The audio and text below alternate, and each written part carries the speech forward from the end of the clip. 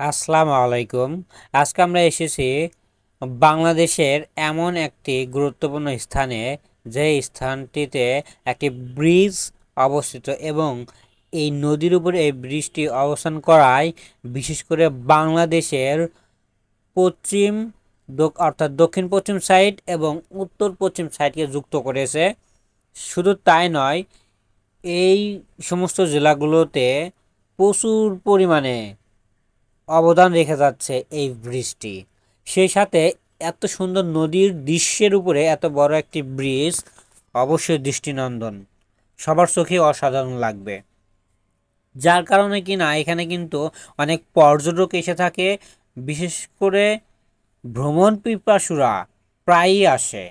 এখানে দেখতে পাচ্ছেন যে নদীর এই পাশ ও পাশ অনেক সুন্দর একটি দৃশ্য অবস্থিত, যে দৃশ্যগুলো কিন্তু আমাদেরকে মুগ্ধ করে ফেলবে। এবং সেটি যদি হয় আরও বিকালবেলা, তাহলে তো কথাই নেই।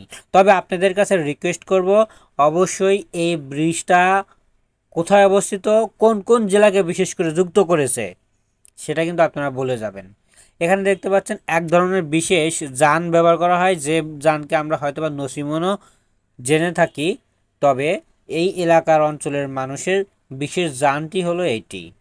তাছাড়াও আরেকটি আছে যে এই নসিমন দুই ধরনের হতে পারে। এখানে এখানে এই যে এক ধরনের সামনে নসিমন দেখা যাচ্ছে, ওপেন নসিমন বলা যায়, একটা ক্লোজ নসিমন। সো এইভাবে এই ব্রিজটি এত সুন্দর পরিবেশে অবস্থিত। সাথে দেখেন কিছু কোরআনের কোরআনের পাখিরা এখানে দাঁড়িয়ে বিকালের পরিবেশটাকে ফিল করতেছে। অবশ্যই তাদের জন্য একটি লাইক দিয়ে যাবেন, এবং সেই সাথে সুন্দর সুন্দর ভিডিও যাতে আপনারা দেখতে পারেন এবং আমাকে উৎসাহ দিয়ে যাবেন শুধুমাত্র লাইক কমেন্ট করে। আর প্রতিনিয়ত আমার সাথে থাকতে গেলে অবশ্যই ফলো দিবেন।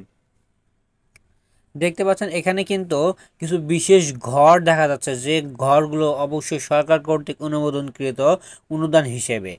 এবং এক একটি জেলায় কিন্তু এক একটি কালার ব্যবহার করা হয় মনে হয় আমার কাছে, এবং এখানেও একটি কালার ব্যবহার করা হয়েছে। সো আপনারা সবাই ভালো থাকবেন। আজকে আমরা এখানেই রাখতে চাচ্ছি।